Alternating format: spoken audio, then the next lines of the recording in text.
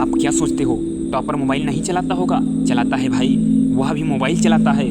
और तो और दुनिया के हर सफल इंसान, सक्सेसफुल पर्सन के पास मोबाइल है, लेकिन वह इसे ऐसे फालतू की चीज़ें देखने में अपना समय बर्बाद नहीं करते, बल्कि जब भी मोबाइल का यूज करते हैं तो केवल पढ़ाई के लिए और मोटिवेशन के लिए।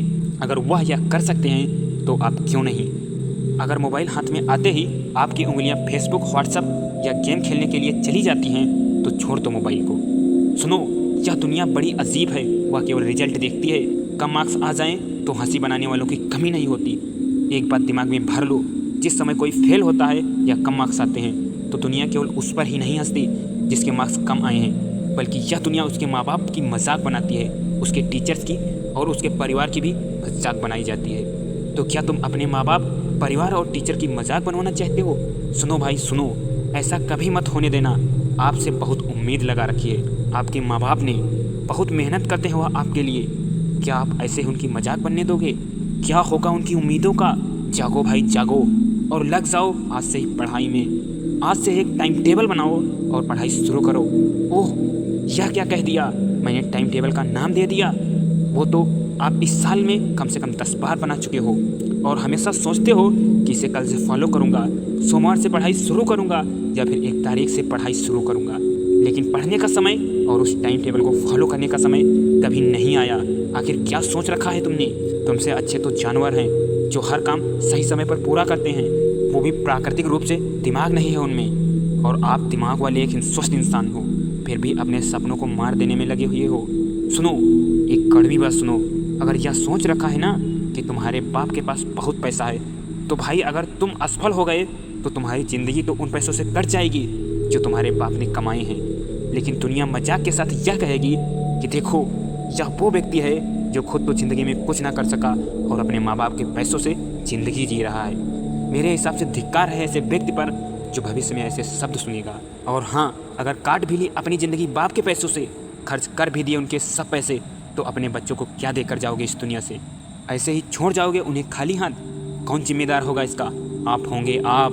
और यदि आपके पिता के पास ज़्यादा पैसे नहीं हैं तब तो तुम्हें पढ़ना ही होगा। इसके अलावा अपने सपनों को पूरा करने का कोई और तरीका ही नहीं है आपके पास। अब भी समय है, जग जाओ, और डिसीजन भी आपके हाथ में है कि कैसी लाइफ जीना चाहते हो। आज से ही पढ़ाई को टालना छोड़ दो, और छोड़ दो यह कहना कि पढ़ाई में मन नहीं लगता।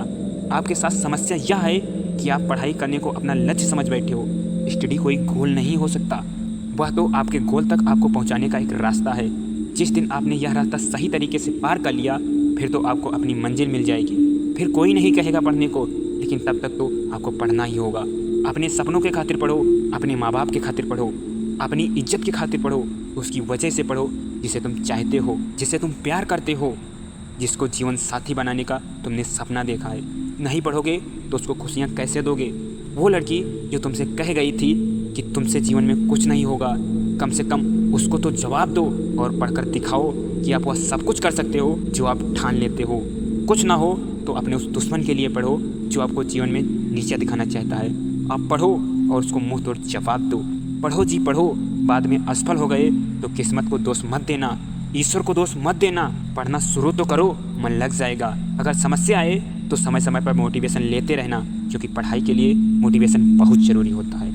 और ज़्यादा समस्या हो तो मुझे कमेंट कर देना, पूरी कोशिश करूँगा आपकी हर संभव सहायता करने की। बस आप पढ़ो तो सही। पढ़ लो तो सोने से निखर जाओगे, वरना रेत की तरह बिखर जाओगे। अरे बैठे कैसे हो? यह सपने पूरे करने का समय है। पढ़ाई कैसे की जाए यह सोचने का समय है, या पढ़ने का समय है। जाओ और अभी से पढ़ो, और जाते जाते यह लाइनें भी सुनते जाना। लहरों से डरकर नौका पार नहीं होती, कोशिश करने वालों की कभी हार नहीं होती। असफलता एक चुनौती है, स्वीकार करो।